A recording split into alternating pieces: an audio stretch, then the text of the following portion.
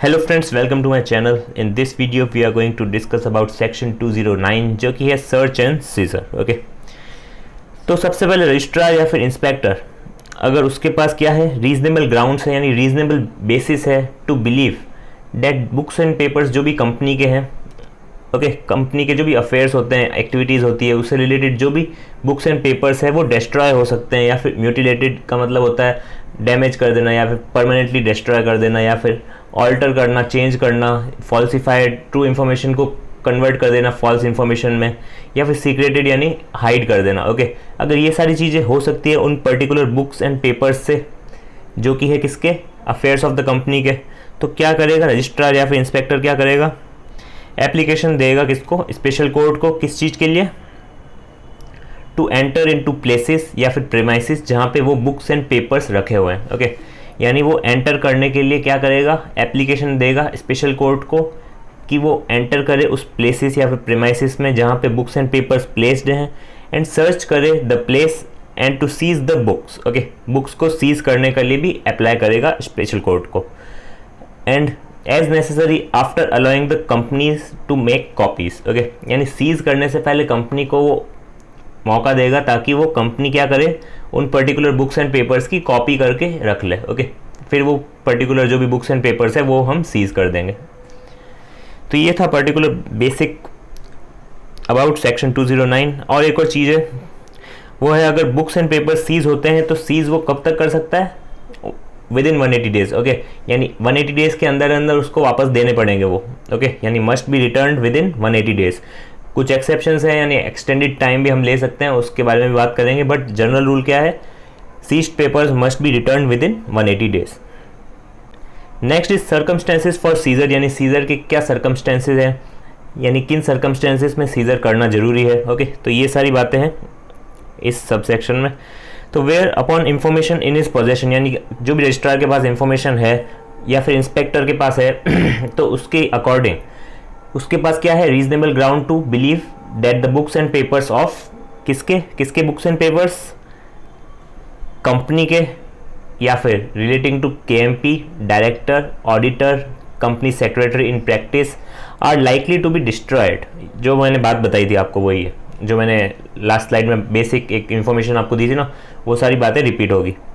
तो are likely to be destroyed, mutilated, altered, falsified या फिर सीक्रेटेड। ओके, तो क्या करेगा रजिस्ट्रार या फिर इंस्पेक्टर, ही में after obtaining an order from special court for the seizure of such books and papers, special court का ऑर्डर आने के बाद ही वो क्या करेगा, एंटर हो सकता है कहाँ पे, प्लेस या फिर प्लेसेस में। अगर एक से ज़्यादा प्लेस पे बुक्स एंड पेपर्स है तो प्लेसेस आएगा, तो इसीलिए प्लेसेस भी लिखा हुआ है। तो प्लेस या फिर प्लेसेस में where such books and papers are kept. Okay, जहाँ भी बुक्स एंड पेपर्स रखे गए हैं वहाँ पे वो एंटर कर सकता है एंड सीज कर सकता है books and papers as he considers necessary. जो भी उसको जरूरी लगे बुक्स एंड पेपर्स को सीज करना तो वो कर सकता है, after allowing a company to take copies या फिर एक्सट्रैक्ट कुछ निकाल के उसको कॉपी करने हैं तो वो कर सकती है कंपनी।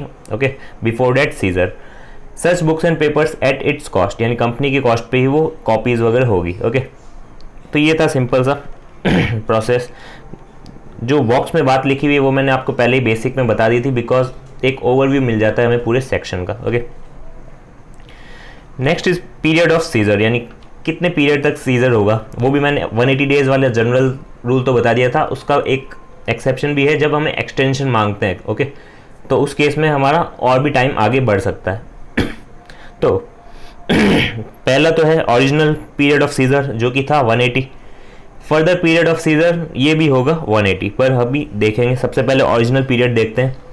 सो द रजिस्ट्रार या फिर inspector shall return the books and papers seized under subsection 1, या सबसेक्शन 1 जो मैंने सर्कमस्टेंसेस वाला बताया था, as soon as may be in any case not later than 180 day. Okay, यानी विद इन 180 डेज हमें रिटर्न करना ही पड़ेगा। ओके, हम 60 डेज में भी कर सकते हैं, 100 डेज में भी कर सकते हैं, बट 180 डेज से ज़्यादा नहीं होने चाहिए। ओके, यानी not later than 180 days to the company को ही रिटर्न होगा, फ्रॉम हुज कस्टडी और power of such books and papers were seized. Okay, तो ये सिंपल सा पॉइंट था ओरिजिनल पीरियड से रिलेटेड। इसमें क्या था, 180 डेज। Okay, limit. नेक्स्ट अगर फर्दर पीरियड हमें चाहिए तो क्या होगा, द बुक्स एंड पेपर्स में be called by the registrar और inspector for a further period 180 days by an order in writing if they are needed again. Okay, यानी हमको एक और ऑर्डर की ज़रूरत पड़ेगी for extended period of 180 days, यानी फर्दर और 180 डेज एक्सटेंड हो जाएगा। ओके, तो 180 ओरिजिनल पीरियड प्लस कर देंगे 180 और जो कि further period of seizure. Okay, तो ये था simple period of seizure. Next is taking copies, placing identification marks, यानी रजिस्ट्रार या फिर इंस्पेक्टर बिफोर रिटर्निंग, यानी बुक्स एंड पेपर्स वापस कंपनी को देने से पहले अगर वो कॉपीज रखना चाहता है अपने पास तो रख सकता है। ओके, और आइडेंटिफिकेशन मार्क्स भी कुछ लगाना चाहता है या फिर कोई भी ऐसा, मतलब जैसे वो एनालाइज करते हैं तो फिर आइडेंटिफिकेशन मार्क्स वगैरह कुछ भी उनको जो लगता है कि लगाना है तो वो लगा सकते हैं, उसमें कोई दिक्कत नहीं है। ओके, तो ये पॉइंट हमने पहले भी पढ़ रखा है। Next is applicability of provisions of CPC, यानी कोड ऑफ क्रिमिनल प्रोसीजर 1973।